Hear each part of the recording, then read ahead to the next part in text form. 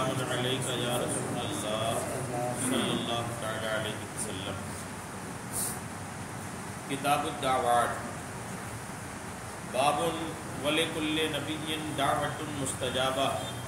حدثنا اسماعیل قال حدثنا مالک عن ابی الزناد عن الحارث عن ابی ہریرہ ان رسول اللہ صلی اللہ تعالی علیہ وسلم قال لکل نبی دعوۃ یدعو بها وارید ان اختبی دعوتی شفاعۃ لامتی۔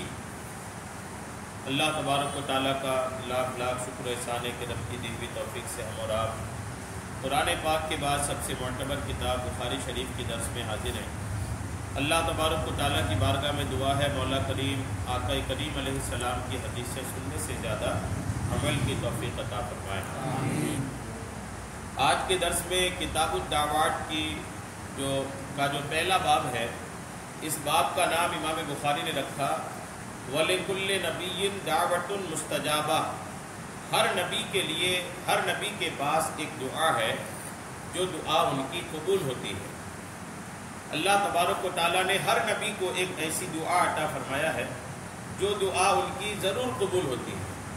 ویسے تو انبیاء کرام ہوتے ہی ایسے ہیں جن کی دعائیں قبول ہوتی ہیں، لیکن پھر بھی ایک اسپیشل ایسی دعا، ایک ایسی دعا خاص طور پر کہ جو دعا ضرور قبول ہوگی، ہر نبی کو ملی۔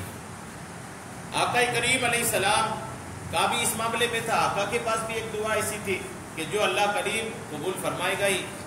تو اس دعا کا انبیاء کرام نے کیسا استعمال کیا دیکھیں۔ ہر نبی کے پاس ایسی دعا تھی، ہمارے نبی کے پاس بھی تھی۔ انبیاء کرام نے اس دعا کا کیسا استعمال کیا، یہ حدیث پاک سنی۔ حضرت ابو ہریرہ رضی اللہ تعالیٰ عنہ سے روایت ہے ان رسول اللہ صلی اللہ تعالیٰ علیہ وسلم قال، آقا کریم علیہ السلام نے ارشاد فرمایا لِكُلِّ نَبِيٍّ دَعْوَةٌ يَدْعُو بِهَا۔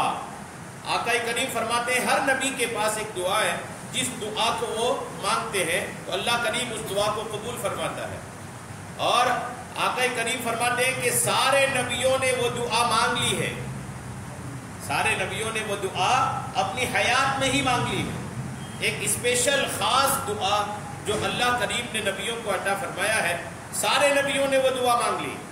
اور آقا فرماتے ہیں وَأُرِيدُ أَنْ أَخْتَبِي دَعْوَتِي شَفَاعَةً لِأُمَّتِي فِي الْآخِرَةِ۔ نبی ارشاد فرماتے ہیں کہ میں چاہتا ہوں کہ میں اس دعا کو روک کر کے رکھوں آخرت میں میری امتی کی شفاعت کے لیے۔ یہ ہے ہمارے نبی، یہ ہے ہمارے آقا کریم علیہ السلام کہ جنہوں نے اپنی خاص دعا، زندگی میں کئی تکلیفیں آپ نے اٹھائی، زندگی میں کئی آپ نے مصیبتیں اٹھائیں، دنیا بھر میں سب سے زیادہ ستایا گیا ہمارے آقا کریم علیہ السلام کو۔ آقا کریم نے اس دعا کا استعمال نہیں کیا، اس دعا کو آقا کریم نے اٹھا کر کے رکھ دیا قیامت کے دن کے لیے کہ جب قیامت کے دن میری امتی پریشان ہوگی تو میں اس دعا کے ذریعے سے اپنی امتی کی شفاعت کے لیے اللہ کی بارگاہ میں عرض کروں۔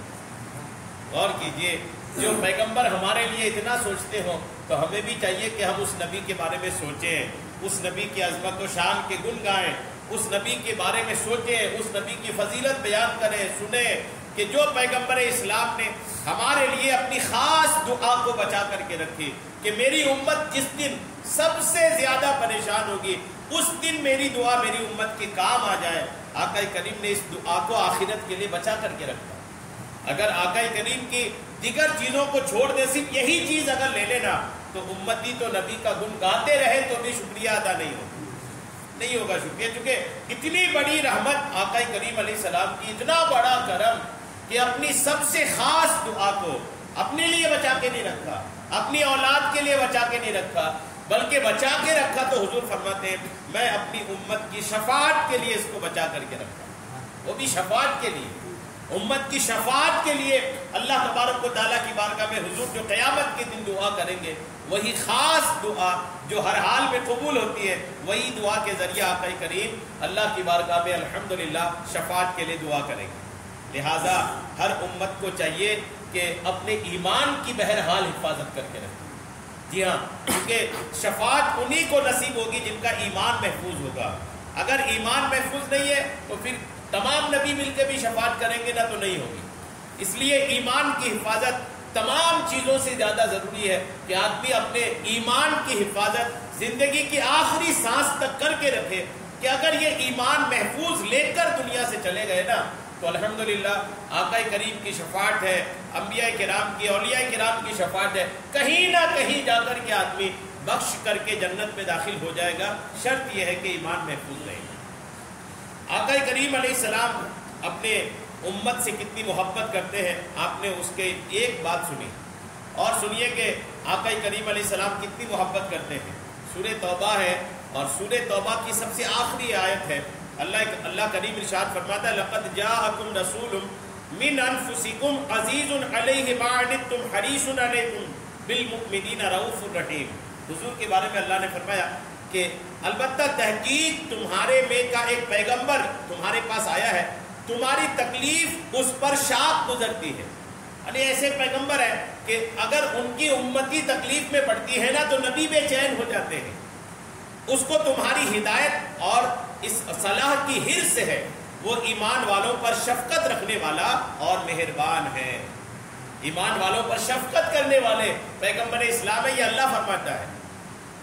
اس آیت میں اللہ تعالیٰ نے اپنے حبیب پاک کے اوصاف حمیدہ یعنی اچھی خوبیوں کا ذکر کر دیا ہے کہ امت کی تکلیف نبی پر پریشانی ہوتی ہے، یعنی امت کہیں پر تکلیف میں آ جائے آقا پریشان ہو جاتے ہیں، ان کو رات و دن یہی خواہش لگی رہتی ہے کہ امت راہ راست پر آ جائے، الحمدللہ۔ اور آپ آقا کریم علیہ السلام نے امت کی ہدایت کے لیے کیا کیا مصیبتیں جھیلی، سخت سے سخت مصیبت بھی آپ علیہ السلام نے مصیبت پر بھی آقا نے کبھی بد دعا نہ فرمائی بلکہ ہدایت کی دعا کی۔ ایمان والوں پر آپ کی شفقت اور رحمت ظاہر ہے، اسی واسطے آپ نے کسی مقام پر امت کو بھولے نہیں بلکہ فرمایا بغرض توضیح آپ کچھ باتیں سنیے کہ آقا کریم نے کبھی بھی اپنی امت کو نہیں بھولا۔ جس روز آندھی آتی تھی حضور کے حیات میں، آقا کریم جب حیات سے تھے، کبھی بھی آندھی یا آسمان پر کالے بادل اگر چھاتے تو آقا کریم کے چہرے مبارک میں غم کے آثار نمایاں ہو جاتے، آقا غمگین ہو جاتے۔ اگر آندھی آ رہی ہے، آسمان پہ کالے سیاہ بادل چھا رہے تو آقا پریشان ہو جاتے اور کبھی آگے بڑھتے کبھی پیچھے ہٹتے، یعنی بے چین ہو جاتے، جیسے آدمی یہاں وہاں ٹہلتا ہے نا بے چینی میں۔ اور جب بارش ہو جاتی، جب یہ آندھی موسم کا طوفان چھٹ کر بارش ہو جاتی تو آقا خوش ہوتے، بارش دیکھ کر خوش ہوتے، اور حالت غم جو ہے، غم کی جو حالت تھی وہ چلی جاتی۔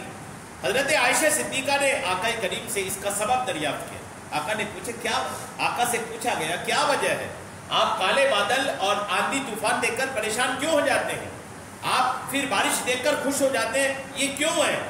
تو آقا کریم کا جواب سنیے، آقا نے فرمایا کہ میں ڈرتا ہوں کہ کہیں قوم عاد کی طرح میری امت پر بھی عذاب نہ آ جائے، یعنی کئی امت پر جو عذاب آیا نا تو آندھی کا عذاب آیا، طوفان کا عذاب آیا، آسمان سے کالے بادل کے عذاب آئے، اس طرح کے عذاب آئے تھے۔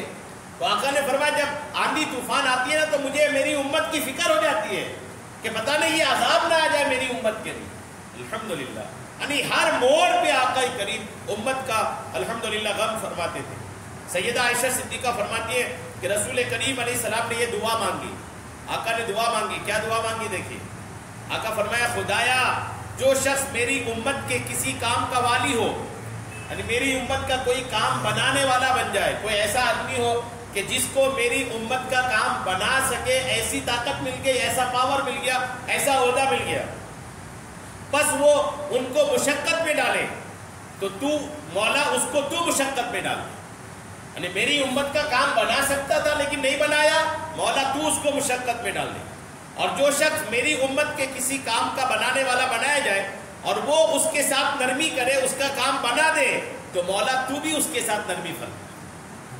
یہ الحمدللہ ہمارے یہاں لوگ ہوتے ہیں نا ایسے کہ جن کے پاس یہ طاقت ہوتی ہے کہ کسی کا کام کر دے، وہ کسی مسلمان کی پریشانی دور کر دے، دولت سے، مال سے، پہنچ سے، اپروچ سے، کئی طریقے سے آدمی ایک دوسرے کا کام آتا ہے۔ تو جہاں کام آنے والا اللہ نے اگر بنایا ہے نا تو کام آنا چاہیے۔ نبی نے دعا کر دیا کہ جو میری امت کے کام نہ آئے مولا تو اس کو پریشانی میں ڈال دے، اور جو میری امت کے کام آ جائے مولا تو اس کے ساتھ نرمی فرما۔ رسول کریم علیہ السلام کو جہاد کا بہت شوق تھا، آقا کریم جہاد میں تشریف لے جاتے تھے، لیکن ایک ایسا فرمان آیا اللہ تبارک و تعالیٰ نے ایسا فرمان عطا فرمایا جس کا مفہوم یہ ہے کہ میرے نبی نکلے تو تم بھی نکلو. اگر میرے نبی جہاد کے لیے نکل رہے تو کسی کے لیے درست نہیں کہ گھر میں رہیں. تو اب جب یہ آیا نا فرمان تو اس کے بعد حضور علیہ السلام ہر جہاد میں صحابہ کے ساتھ نہیں جاتے تھے. کبھی جاتے تھے کبھی نہیں جاتے تھے. کسی نے پوچھا حضور ہمیشہ ساتھ میں کیوں نہیں جا رہے؟ تو آقا نے فرمایا چونکہ اللہ نے فرما دیا میں جاؤں تو سب کو جانا پڑے گا.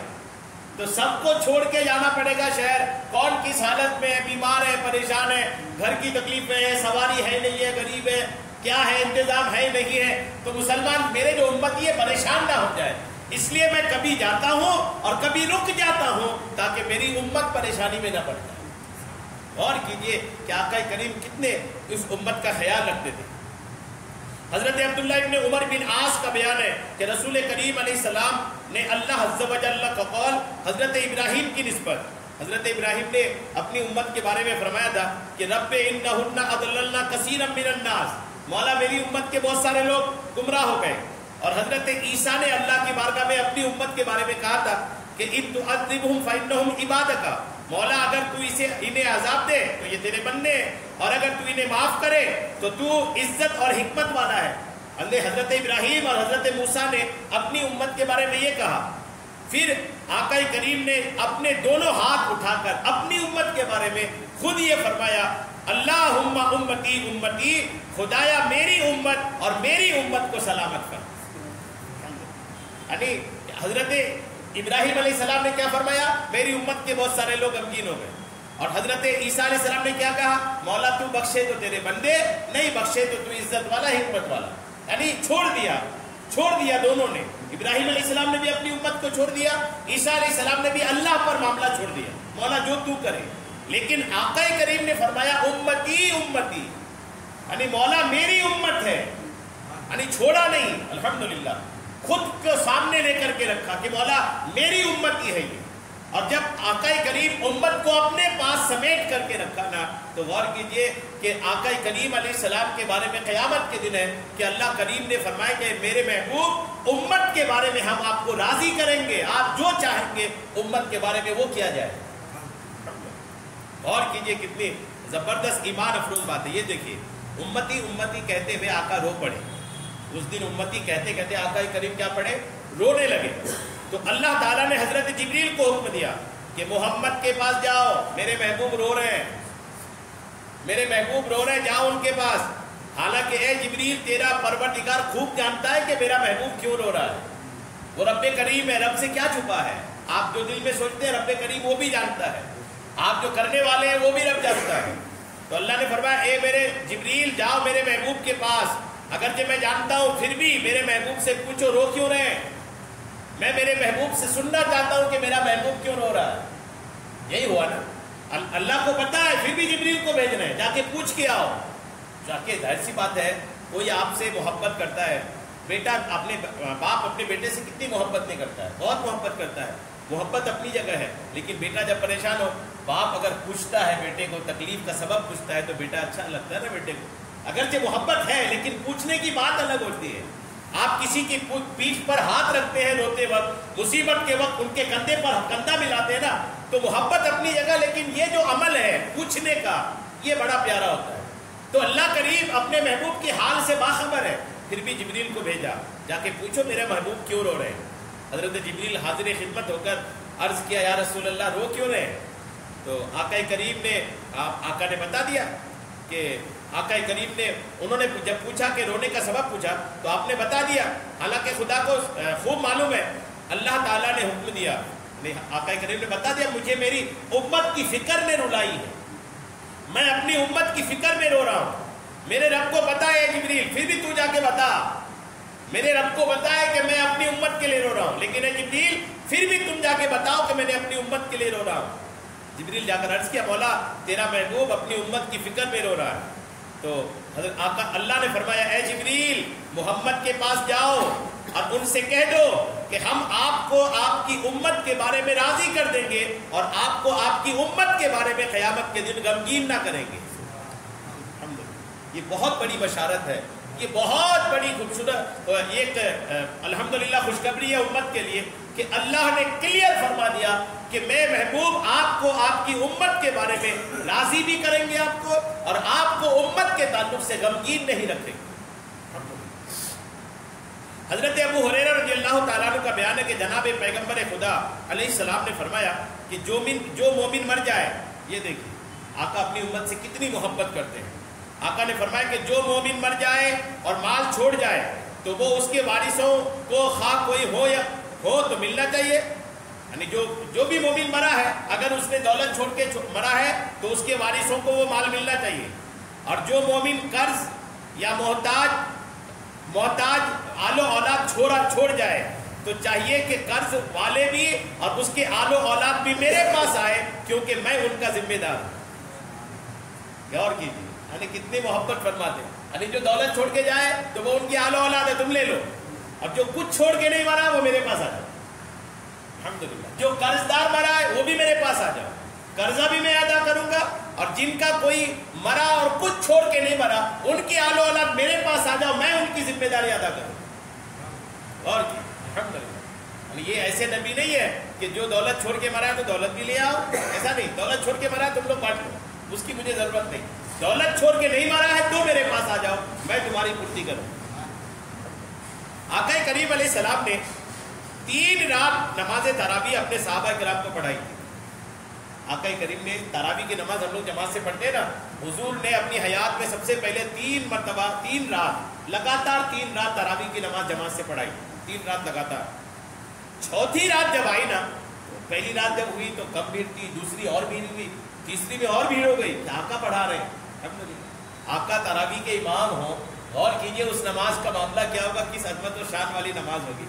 آقا کریم تراویح پڑھا رہے ہیں، 1 دن 2 دن 3 دن تو پڑھ لیے، جب 3 دن ہو گیا تو چوتھی رات جب صحابہ کرام بکثرت مسجد میں جمع ہوئے اور انتظار کرتے رہے، چوتھی رات آقا کریم نہیں آئے، چوتھی رات آقا آئے نہیں، 3 رات تو لگاتار تشریف لائے اور چوتھی رات حضور تشریف نہیں لائے، اور جب چوتھی رات صحابہ جمع ہوئے اور انتظار کرتے رہے مگر آقا تشریف نہ لائے، صبح کی نماز صبح تک صحابہ انتظار کرتے رہے، صبح تک انتظار کرتے رہے، اور صبح کی نماز کے بعد آقا کریم جب فجر کی نماز پڑھ لیے تو صحابہ چونکہ تجسس تھی، صحابہ کو ایک سوال تھا، سب کی نظروں میں سب کے چہرے میں ایک سوال تھا، حضور 3 دن آئے آج نہیں آئے، تو آپ کوئی بولے اس سے پہلے آقا نے فرمایا اما بعد فإنه لم يخفى علي مكانكم لكني خشيت أن تفرض عليكم فتعجزوا عنها۔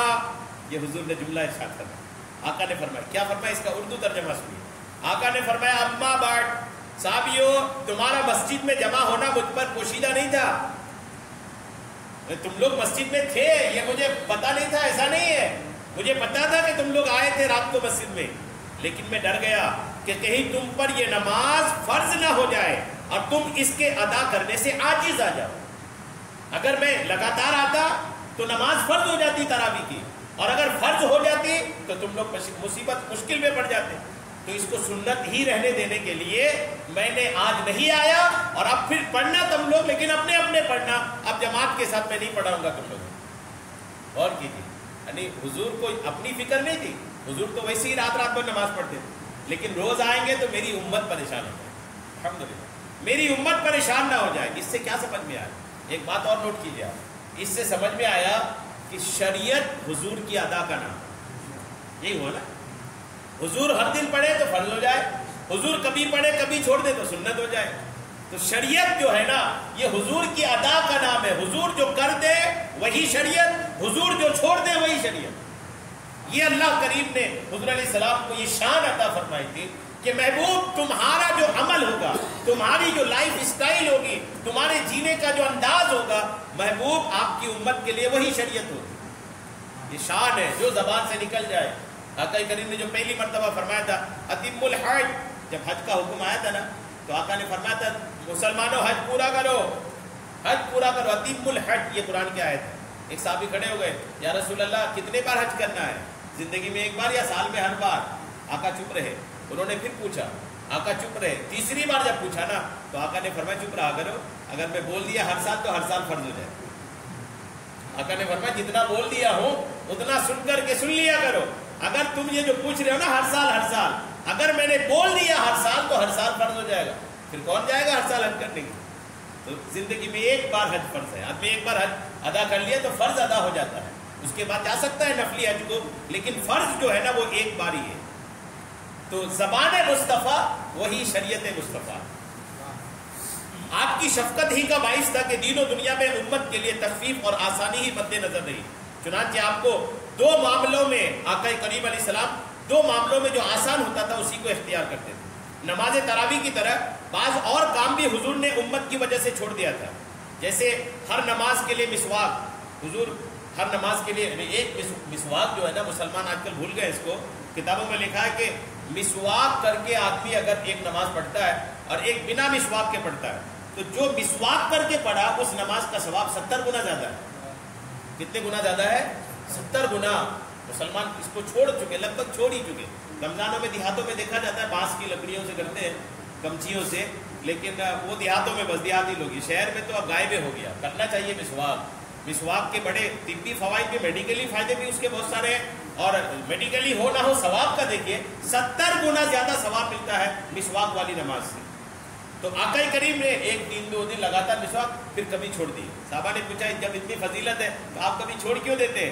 تو آقا نے فرمایا روز مسواک کیا نا تو میری امت پر مسواک بھی فرض ہو جائے گا، اس لیے میں کبھی کبھی چھوڑ دیتا ہوں. اور عشاء کی نماز تاخیر کرنا یہ بھی حضور کو بہت پسند تھا. عشاء کی نماز لیٹ پڑھنا یہ حضور کو بہت پسند تھا، بہت پسند تھا. یہاں تک کہ آقا کو بہت پسند ہونے کی وجہ سے آقا اکثر لیٹ کرتے تھے، لیکن کچھ دن لیٹ کیے اس کے بعد پھر جلدی پڑھنے لگے. صحابہ پوچھے تو آقا نے فرمایا میں ہمیشہ لیٹ کروں گا تو لیٹ پڑھنا ہی فرض ہو جائے گا. تو میری امتی کب تک جاگتی رہے گی؟ میری امت پریشان ہو جائے گی، اس لیے جلدی پڑھنا شروع کر دیا. اور صوم وصال سے بھی آقا نے منع فرمایا. صوم وصال بھی ایک روزہ حضور رکھتے تھے. ایک روزہ حضور ایسے رکھتے تھے جس میں کوئی سحری کوئی افطاری نہیں ہوتی تھی، اور کئی دن تک ہوتی تھی. 8 10 دن تک وہ روزہ رکھتے تھے اور کوئی افطاری نہیں ہوتی تھی. صحابہ بھی رکھنا شروع کیے، وہ آقا سے پوچھے بھی نہ. تو جب صحابہ بھی رکھنا شروع کیے تو صحابہ تھے 1 دن 2 دن. اس کے بعد دیکھیں کوئی وہاں بے ہوش ہو رہا ہے، کوئی وہاں گر رہا ہے، کوئی وہاں بیمار پڑ رہا ہے. آقا نے پوچھا یہ ہو کیا رہا ہے؟ لوگوں کو یہ کیوں ہو رہا ہے؟ جب پوچھا گیا تو پتہ چلا کہ یہ بھی روزہ رکھنے لگے ہیں بنا سحری بنا روزے والا، جس کو صوم وصال کہتے ہیں. تو آقا کریم نے اس وقت بڑا پیارا جملہ ارشاد فرمایا تھا. صحابہ کو بلا کر ڈانٹنے کے انداز میں فرمایا تھا کہ ایکم مثلی. آقا کا یہ جملہ تھا کہ تم میں سے کون میری طرح ہے؟ تم میں سے کون میری طرح ہے جو مجھے ہر بات میں کاپی کرتے ہو؟ تم میں سے کوئی میری طرح نہیں ہے. جب میں تمہارے بیچ سحری افطار نہیں کرتا ہوں تو میں اپنے رب کریم کے ساتھ ہوتا ہوں، میرا رب مجھے کھلاتا اور پلاتا ہے. یہ حدیث پاک بخاری شریف کی ہے. جو شروع سے بیٹھے تو سنے ہوں گے، بخاری شریف کی ہی حدیث پاک ہے صوم وصال. تو آقا کریم نے کئی چیز الحمدللہ. شب معراج کو دیکھیں، شب معراج 50 وقت کی نماز لائے تھے، 45 گھٹا دی گئی. کس کی وجہ سے؟ امت کی وجہ سے. اور کرم کتنا کہ جب شروع میں آئی تھی 50 وقت کی نماز، اب 45 گھٹ کے 50 ہو گئی. اللہ نے جب 5 رکھا نا تو اللہ نے اپنے محبوب کو فرمایا محبوب ہماری بات بدلتی نہیں ہے، ہماری بات بدلتی نہیں. ہم نے 50 فرض کیا تھا تو اب بھی ایک صورت میں 50 ہی ہے. کیسے؟ محبوب آپ کی امت پڑھے گی 5، ثواب ہم ان کو 50 کا عطا کریں گے. تو آقا کریم کے کیا کہنے. تو شب معراج کا بھی یہ حال ہوا. حضرت جابر رضی اللہ تعالیٰ عنہ روایت کرتے کہ آقا کریم نے فرمایا کہ میرا حال اور میری امت کا حال اس آدمی کی طرح ہے جس نے آگ روشن کی، بس ٹیڈیاں اور پروانے اس میں گرنے لگے اور وہ ان کو آگ سے ہٹاتا تھا. سو میں کمر سے پکڑ کر آگ سے بچانے والا ہوں اور تم میرے ہاتھ سے چھوٹتے ہو. یعنی فرمایا کہ جس طرح ایک گرمیوں کے موسم میں چراغ جل جائے اور ٹڈیاں جو یہ کیڑے مکوڑے آتے ہیں نا آگ کے پاس تو کوئی اس کو بچاتا ہے. تو آقا نے فرمایا میری امت کی مثال ایسے ہی ہے. میری امت دوڑ رہی ہے جہنم کی طرف، میں اسے پکڑ پکڑ کے بچاتا ہوں. جی پکڑ پکڑ کے. آقا فرمانے میں کمر پکڑ پکڑ کر کے بچا رہا ہوں لوگوں کو. لوگ ہیں کہ اسی کی طرف چل پڑے. وہی تو ہو رہا ہے نا. لوگوں کا جو عمل ہے وہ تو جہنم کی طرف ہی جانے والا ہے، لیکن رسول کریم کا کرم دیکھیے کہ آقا فرما رہے ہیں میں کمر پکڑ پکڑ کے لوگوں کو جنت کی طرف لا رہا ہوں. قیامت کے دن لوگ بغرض شفاعت یکے بعد دیگر تمام انبیاء کرام کے پاس جائیں گے، مگر وہ سارے منع کر دیں گے. سارے نبیوں کے پاس قیامت کے دن جو جائیں گے، امت کے سارے لوگ محشر کی سب منع کریں گے. آخر کار حضور کی خدمت میں حاضر ہوں گے. آقا اللہ کی حمد و ثنا کے بعد سجدے میں گر پڑیں گے. اللہ کی طرف سے ارشاد ہوگا محبوب سر سجدے سے اٹھائیے, جو کچھ مانگیے دیا جائے گا, شفاعت کیجیے آپ کی شفاعت قبول کی جائے گی. اس وقت آقا عرض کریں گے یا رب امتی یا رب امتی, اے میرے پروردگار میری امت کو بخش دے. غور کیجیے, یہ جو پورا بیان آپ نے سنا, اس بیان کا نچوڑ ہمیشہ یاد رکھیے گا اور اپنے محبوب کا احسان یاد رکھیے گا کہ اللہ کریم کے حبیب نے آپ پر کتنا احسان کیا. درود پاک پڑھی اللہم صلی علی سیدنا شفیعنا حبیبنا مولانا محمد بارک وسلم. صلاۃ و سلام علیک یا حبیبی یا کریمی یا محسنی یا رسول اللہ صلی اللہ تعالی علیہ وسلم. اس کے بعد جو حدیث پاک ہے وہ کتاب الدعوات کی حدیث نمبر 6063 ہے. یہ حدیث پاک اور اسی حدیث پاک پر کچھ باتیں سن کر انشاءاللہ درس کو سمیٹنے کی کوشش کریں. یہ حدیث پاک حضرت عبداللہ ابن مسعود کہتے ہیں کہ آقا کریم علیہ السلام سے ایک بات انہوں نے بیان کی اور ایک بات اپنی طرف سے بیان کی. وہ صحابی رسول نے اپنی طرف سے جو بات بیان کی, امام بخاری نے دونوں بات لائی. جو حدیث روایت کیا صحابی نے, انہوں نے ایک بات اپنی بات رکھی جو حضور سے کبھی سنا ہوگا, اور ایک بات جو حضور ہی کی ٹوٹل تھی وہ پیش کیا. پہلے انہوں نے اپنی بات پیش کی. کہتے ہیں کہ ان المؤمن یرا ذنوبہ کأنہ قائد تحت جبل یخاف ان یقع علیہ, کہ مومن کی پہچان یہ ہے کہ وہ اپنے گناہوں کو ایسا دیکھتا ہے کہ جیسے کسی پہاڑ کے نیچے بیٹھا ہے اور ڈرتا ہے کہ پہاڑ اس کے اوپر گر نہ جائے. اور جو فاسق و فاجر ہیں ان کی مثال ایسی ہے, وہ اپنے گناہوں کو ایسے دیکھتا ہے کہ جیسے اس کے ناک کے سامنے مکھی آئی اور اڑ کر کے چلی گئی. یہ دو پہچان بتائے. یہ بہت پتے کی بات ہے, یاد رکھیے گا. مومن کی پہچان اور فاسق و فاجر کی پہچان بتائے. ایک مومن یہ ہوتا ہے کہ وہ اپنے گناہوں کو ایسا دیکھتا ہے جیسے کسی پہاڑ کے نیچے بیٹھا ہے اور ڈر میں لگا ہوا ہے کہ کہیں یہ پہاڑ مجھ پر گر نہ جائے. اور فاسق و فاجر جو ہیں, جو لاپرواہ قسم کے لوگ ہیں, وہ بالکل گناہ کو ایسا لیتے ہیں کہ جیسے ناک کے پاس مکھی آئی اور اڑ کر چلی گئی. کیا مطلب؟ مومن کی پہچان یہ ہے کہ گناہوں کو یاد کر کے, جتنا گناہ ان سے ہوا ہے ان گناہوں کو لے کر فکر میں رہے, پریشان رہے. ایک پہاڑ کے نیچے آپ بیٹھے ہو اور آپ کو خدشہ لگا رہے, آپ کو کھٹک لگا رہے کہ پہاڑ گر سکتا ہے, تو آپ کی کنڈیشن کیا ہوگی؟ پریشان نہ ہوئیے گا, پتہ نہیں یہ پہاڑ گر جائے, پتہ نہیں یہ پہاڑ گر جائے. تو ویسے ہی گناہ کے بارے میں مومن پریشان رہتا ہے. اگر مومن گناہ کر لیا ہے نا, تو ان گناہوں کو لے کر مومن کی پہچان یہ ہے کہ وہ پریشان رہتا ہے. اور جو فاسق و فاجر ہے وہ کبھی پریشان نہیں رہتا. اب ہم لوگ غور کریں, ہم لوگ اپنی زندگی کو یاد کریں. ہم لوگوں نے گناہ تو بہت کیے ہیں, لیکن کبھی کسی گناہ کو لے کر پریشان ہوئے ہیں؟ جی اللہ کرم فرمائے ہماری حالت کیسی ہے. اس حدیث پاک کی وجہ سے ہم لوگ اپنے آپ کو خود تول کر کے دیکھیں کہ ہم لوگ کی کنڈیشن کیا ہے, ہم لوگ کے حالات کیا ہیں. کبھی ہم لوگ کسی گناہ کو یاد کر کے کبھی پریشان ہوئے یا نہیں ہوئے؟ اگر ہوئے تو سچے مومن ہیں, اگر پریشان نہیں ہوئے تو سچا ایمان یا ہمارا ایمان کمزور ہو گیا ہے, ایمان کی مضبوطی کم ہو گئی ہے. تو اب آج یہ سن لیے, اب اس سننے کے بعد زندگی کے انداز کو بدلیے. یہ زندگی بہت پرانی بہت دنوں تک رہنے والی نہیں ہے. ایک وقت اللہ کی بارگاہ میں حاضری ہوگی اور جو صحیح مومن ہوگا اللہ کی رحمت کا حقدار وہی ہوگا. گناہوں کو لے کر پریشان ہونا چاہیے. اب یہ کہ گناہوں کو لے کر کتنے لوگ پریشان ہوتے ہیں, کتنے لوگ پریشان نہیں ہوتے, سب کے سامنے سب کوئی اپنے گریبان کو دیکھے, میں اپنے گریبان کو دیکھوں کہ ہم لوگوں نے اپنا پچھلا کوئی زندگی کا کتاب نکال کر کے دیکھیں کہ ہم نے کیا کیا ہے. کتنا جھوٹ بولے, کتنا غیبت کیے, کتنی چغلی کیے, کتنی نمازیں چھوڑی, کتنا رشوت لیے, کتنا حرام کام کیے. سارا کچھ یاد کر کے کبھی فکر مند ہونی چاہیے اور ان گناہوں سے توبہ کرنی چاہیے. حضرت سیدنا بلال بن سعد رضی اللہ تعالیٰ عنہ فرماتے ہیں گناہ کے چھوٹا ہونے کو نہ دیکھو. گناہ کے بارے میں سنیں گناہ کیا ہے. فرماتے ہیں کہ گناہ کے چھوٹا ہونے کو نہ دیکھو, بلکہ یہ دیکھو کہ تم کس کی نافرمانی کر رہے ہو. گناہ مطلب خدا کی نافرمانی. جی گناہ کا مطلب ہوتا ہے خدا کی نافرمانی. آدمی چھوٹے گناہ کو دیکھتا ہے, آنکھنے لگتا ہے چھوٹا سا گناہ ہے, چھوٹی سی غلطی ہے, کر بیٹھو اس کو. یہ نہ دیکھیں کہ گناہ چھوٹا ہے, بلکہ یہ دیکھیں کہ تم نافرمانی کس کی کر رہے ہو. اور حضرت سیدنا حسن رضی اللہ تعالیٰ عنہ فرماتے اے انسان, گناہ کو چھوڑ دینا توبہ یعنی معافی چاہنے سے بہت آسان ہے. گناہ چھوڑ دینا توبہ کرنے سے بہت آسان ہے. توبہ کرنا بہت مشکل ہے.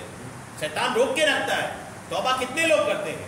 جبکہ اللہ کریم نے توبہ ایک ایسی چیز رکھا ہے کہ بندہ رات کو گناہ کرے صبح توبہ کرے معاف ہے, دن بھر گناہ کرے شام کو توبہ کرے معاف ہے. لیکن کتنے لوگ اپنے گناہوں سے توبہ کرتے ہیں؟ ہم لوگ دیکھیں اپنی زندگی کو, اب جو جس عمر میں ہے اپنی زندگی میں کتنے بار توبہ کیا ہوگا؟ نہیں کیے توبہ کرتے نہیں بنتا لوگوں سے. اس لیے یہ بزرگ فرماتے ہیں کہ گناہ ہی نہ کرو, یہ آسان ہے. اگر کر لیا تو توبہ کرنا بہت مشکل ہو جائے گا. شیطان توبہ کو بھاری بنا کر کے رکھا. حضرت سیدنا محمد بن کعب کرزی فرماتے ہیں اللہ عز و جل کو اپنی عبادت سے بڑھ کر یہ چیز زیادہ پسند ہے کہ اس کی نافرمانیاں چھوڑ دی جائیں. اللہ کو دو چیز, ایک چیز آدمی نافرمانی چھوڑ دیا اور ایک چیز آدمی عبادت کیا. اللہ کریم کو پسند یہ ہے کہ میری نافرمانی چھوڑ دے, اور اللہ کی نافرمانی چھوڑنا یہ اللہ کو زیادہ پسند ہے. حضرت سیدنا فضیل بن عیاض رضی اللہ تعالیٰ عنہ فرماتے ہیں کہ میرے نزدیک گناہ جتنا چھوٹا ہوگا اتنا ہی اللہ عز و جل کے نزدیک بڑا ہوگا, اور تیرے نزدیک گناہ جتنا بڑا ہوگا اتنا ہی اللہ کے نزدیک چھوٹا ہوگا. کیا مطلب؟ آدمی گناہ کو چھوٹا سمجھ کے اگر کر رہا ہے نا تو وہ اللہ کے نزدیک بڑا ہے کہ میری نافرمانی کو ہلکے میں لے لیا یہ. اور اگر گناہ کر رہا ہے لیکن اس گناہ کو بڑا سمجھ کے کر رہا ہے تو اللہ کے نزدیک چھوٹا ہے کہ میرا بندہ, اللہ یہ دیکھتا ہے کہ میرا بندہ گناہ تو کر رہا ہے لیکن اس کو بڑا سمجھ کے کر رہا ہے. یعنی ایسا کر رہا ہے کہ دل تیار نہیں ہے, ڈر بھی رہا ہے, گھبرا بھی رہا ہے, خوف بھی ہے اور کر رہا ہے, تو یہ بڑا گناہ بھی اللہ کے نزدیک چھوٹا ہو جاتا ہے. اور جہاں آدمی نڈر ہو کر چھوٹا گناہ بھی کرتا ہے نا تو اللہ کے نزدیک بڑا ہو جاتا ہے کہ میرے بندے کو کوئی ڈر ہی نہیں ہے, کر بیٹھتا ہے میری نافرمانی بلا جھجک. یہ بھی ایک باب ہے, یہ بھی ایک چیپٹر ہے کہ آدمی گناہ کو اس وجہ سے چھوڑ دے کہ یہ اللہ کی نافرمانی. حضرت سیدنا کعب الاحبار رضی اللہ تعالیٰ عنہ فرماتے ہیں کہ بنی اسرائیل کے ایک شخص سے گناہ ہوا تو وہ غمزدہ ہو گیا اور ادھر ادھر چکر لگانے لگا. کبھی آتا کبھی جاتا اور کہتا میں اپنے رب عز و جل کو کس طرح راضی کروں, تو اللہ نے اسے صدیقین میں سے لکھ دیا, اسے صدیق بنا دیا. کس کو؟ جو بندہ گناہ کرنے کے بعد گھبرایا, ادھر ادھر گیا, کبھی وہاں کبھی کیا کروں کیسے اللہ کو راضی کروں, گناہ ہو گیا. تو جو گناہ کرنے کے بعد فکر ہوئی نا, اس فکر کی وجہ سے اللہ نے اس کو صدیق بنا دیا. صدیق کس کو بولتے ہیں؟ ابو بکر صدیق ہے. جی ہاں, ابو بکر صدیق جو ہے وہ ہے صدیق, تمام صدیقوں کے امام ہے وہ. تو وہ بنی اسرائیلی گناہ کرنے کے بعد گھبرایا, اس گھبراہٹ کی وجہ سے اس گنہگار کو اللہ نے صدیق بنا دیا. اور حضرت سیدنا عمار بن داؤد فرماتے ہیں کہ حضرت سیدنا کہمس رحمۃ اللہ علیہ نے مجھ سے فرمایا کہ اے ابو سلمہ, میں نے ایک گناہ کیا تھا اور اس پر 40 سال سے رو رہا ہوں. ایک گناہ کیا تھا 40 سال سے رو رہا ہوں. میں نے پوچھا وہ گناہ کیا تھا؟ تو آپ نے ارشاد فرمایا میرا ایک بھائی مجھ سے ملنے کے لیے آیا تو میں نے اس کے لیے 1 درہم کی مچھلی خریدی.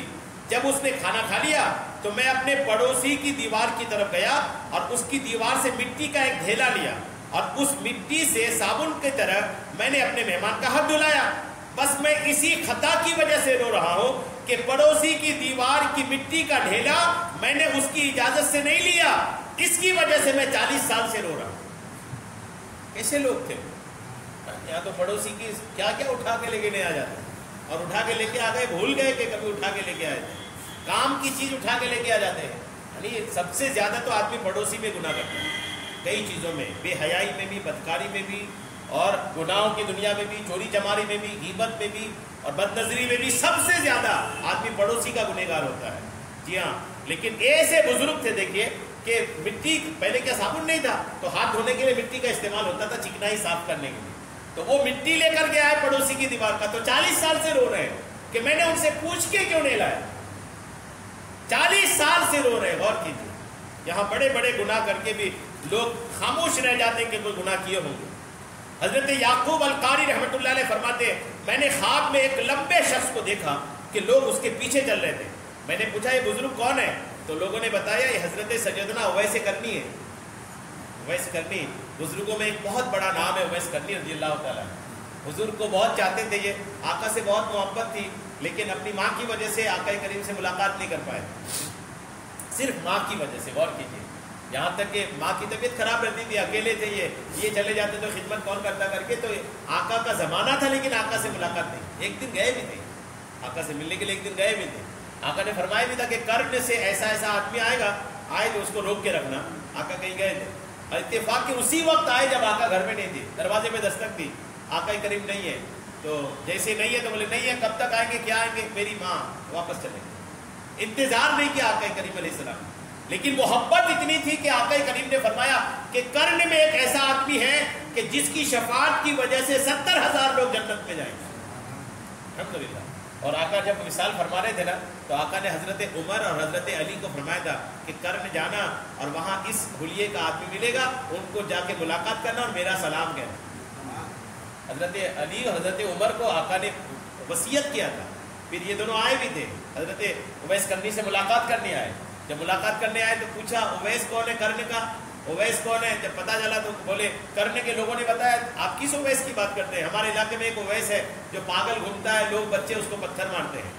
تو بولے کہاں ہے وہ, بولے وہ جنگل کی طرف ہوں گے, وہ کہاں یہاں رہتے ہیں. یہ جب دونوں گئے تو جیسے گئے تو دیکھے کہ وہ الحمدللہ نماز پڑھ رہے ہیں جنگل و بیابان میں. یہ دونوں جا کے بیٹھ گئے وہاں کہ جب یہ سلام پھیریں گے تو ملاقات کریں گے. تھوڑی دیر بعد سلام پھیرے, جیسے سلام پھیرے تو ملاقات ہوئی. انہوں نے اپنا تعارف کرایا کہ ہم یہ, انہوں نے کہا میں عمر ہوں, انہوں نے کہا میں علی ہوں. اللہ کے رسول نے ہمیں آپ سے ملاقات کرنے کے لیے کہا تھا اور آقا نے سلام بھیجا تھا, وہ سلام ہم آپ کو پہنچانے آئے. جی. پھر انہوں نے آقا کریم نے جبہ بھی دیا تھا, آقا کریم نے اپنا جبہ بھی پیش فرمایا تھا. وہ جبہ آتے آتے حضرت خواجہ نظام الدین اولیاء کو آئی. خواجہ نظام کے بعد اب وہ جبہ یہاں خلد آباد مہاراشٹر میں الحمدللہ.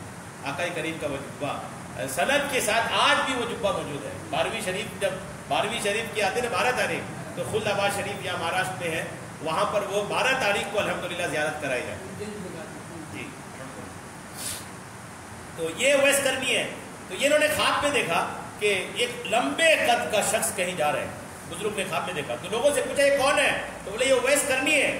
تو اچھا یہ اویس کرنی ہے, تو یہ کہتے ہیں میں نے خواب میں ہی ان کے پیچھے پیچھے چل دیا اور میں نے اویس کرنی سے عرض کی اللہ آپ پر رحم فرمائے, مجھے کوئی بات سکھائیے نا, مجھے کوئی بات سکھائیے, آپ اویس کرنی ہے کوئی بات سکھائیے.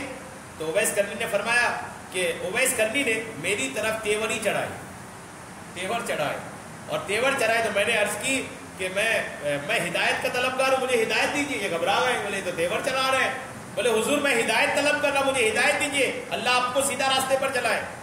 تو اویس کرنی نے میری طرف متوجہ ہو کر فرمایا. اویس کرنی نے کیا فرمایا اس شخص کو دیکھیں. انہوں نے فرمایا اللہ کی اطاعت کرتے وقت اس کی رحمت طلب کرو, اللہ کی فرما برداری کرتے وقت اس کی رحمت طلب کرو, اور اللہ کی نافرمانی کرتے وقت اس کی ناراضگی سے ڈرو. اور ان دونوں حالتوں کے درمیان اللہ سے اپنی امید نہ توڑو. یعنی جب اللہ کے لیے کام کرو تو اللہ کی رحمت کا طلبگار ہو, اور جب اللہ کی نافرمانی کرو تو اللہ کی پکڑ سے ڈرو. اور ان دونوں کے بیچ کبھی بھی اللہ کی رحمت سے نا امید نہ ہو, امید لگا کے رکھو کہ جو ہوگا میرا رب کریم میرا بیڑا پار کرے. اللہ سے امید ہمیشہ بالکل بنائے رکھنی چاہیے. حضرت سیدنا عبداللہ ابن زید فرماتے ہیں میں چاند کی شروع کی راتوں میں قبرستان کے پاس سے گزرا تو میں نے ایک شخص کو قبر سے نکلتے ہوئے دیکھا کہ وہ زنجیر کھینچ رہا تھا. پھر میں نے دیکھا کہ ایک اور شخص اس زنجیر کو پکڑے ہوئے ہے. اس دوسرے نے باہر نکلنے والے شخص کو اپنی طرف کھینچا اور اسے قبر میں لوٹا دیا. یعنی ایک شخص باہر آ رہا تھا, ایک شخص قبر کے اندر تھا. جو آ رہا تھا اس کے پاس بھی زنجیر ہے, تو اندر والا زنجیر سے کھینچ کر اس کو اندر لے گیا اور اسے قبر میں لوٹا دیا.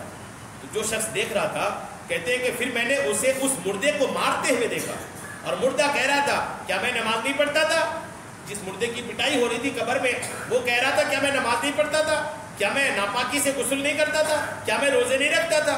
تو اس مارنے والے نے جواب دیا ہاں کیوں نہیں, تو نماز پڑھتا تھا, ناپاکی سے غسل کرتا تھا, روزہ رکھتا تھا, یہ سب کچھ تو کرتا تھا, لیکن جب تو اکیلے ہوتا تھا تو اس وقت گناہ کرتا تھا, اللہ سے نہیں ڈرتا. اکیلے جب ہوتا تھا نا تو گناہ کرتا تھا.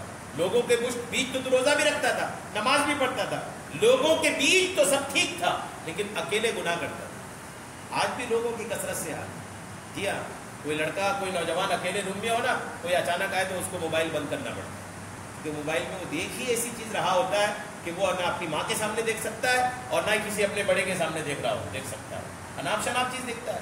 تو وہ لوگوں کی تو ڈر رہتی، لوگوں کے بیچ کوئی نہیں دیکھتا گندی چیزیں، جب اکیلے ہوتا ہے تو دیکھتا ہے.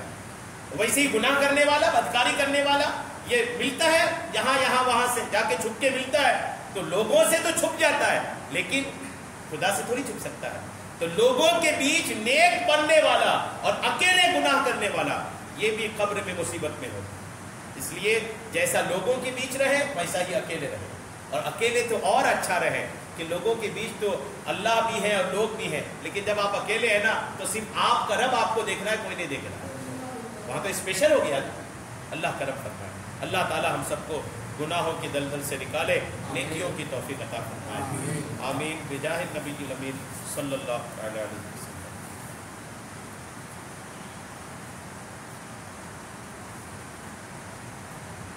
قال اللہ تبارک و تعالی فی شان حبیبہ الکریم ان اللہ وملائکتہ یصلون علی النبی یا ایہا الذین آمنوا صلوا علیہ وسلموا تسلیما. صلی اللہ علی النبی الامی وآلہ صلی اللہ علیہ وسلم. صلاۃ و سلام علیک یا رسول اللہ. سبحان ربک رب العزۃ عما یصفون وسلام علی المرسلین والحمد للہ رب العالمین.